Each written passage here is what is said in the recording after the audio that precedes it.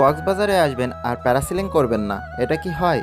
আজকে আমি আপনাদের সাথে শেয়ার করব কিভাবে আপনারা খুব সহজে প্যারাসিলিং করতে পারবেন এবং প্যারাসিলিংয়ের এই ভয়ঙ্কর এবং রোমাঞ্চকর মুহূর্তটা কিভাবে আপনারা এনজয় করতে পারবেন।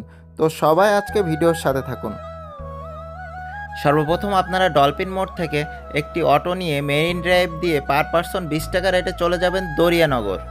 যেতে যেতে মেরিন ড্রাইভের সৌন্দর্য আপনারা উপভোগ করতে পারবেন। এক পাশে সমুদ্র এবং অন্য পাশে পাহাড়। দরিয়ানগর পৌঁছানোর পর দূর থেকে বেশ কিছু প্যারাসিলিংয়ের জন্য টিকিট কাউন্টার দেখতে পাবেন এবং সেখানে গিয়ে আপনারা আপনাদের পছন্দ মতো একটি সিলেক্ট করতে পারেন।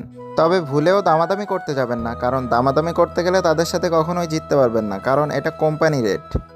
আমিও তাদের সাথে দামাদামি করে জিততে না পেরে তাদের 2000 টাকার প্যাকেজটি নিয়ে নিলাম এবং তারা আমাকে একটি পেপারে সাইন করাই নিল, কারণ যদি প্যারাসিলিং করতে যেয়ে কোনো প্রকার ক্ষয়ক্ষতি হয়ে যায় তার দায়ভার কিন্তু তারা একদমই নেবে না।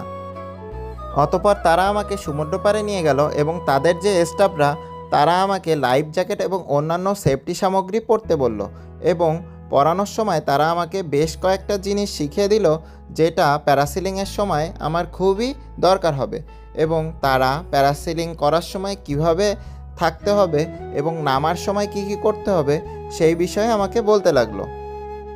অতঃপর তারা আমাকে প্যারাশুটের বেল্টটা টানা শেখাচ্ছিল যে যখন প্যারাসেলিং করা শেষ হবে এবং নামার সময় আমাকে কোন দড়িটা ধরে টানতে হবে সেটা তারা শিখিয়ে দিল।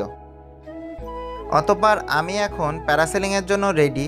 আমার প্যারাশুটটা ফোলানো হচ্ছে এবং দেখতে দেখতে কিছুক্ষণের মধ্যে আমার প্যারাসেলিং স্টার্ট হয়ে গেল। এই মুহূর্তটা যেমন ভয়ঙ্কর তেমনি একই সাথে রোমাঞ্চকরও বটে।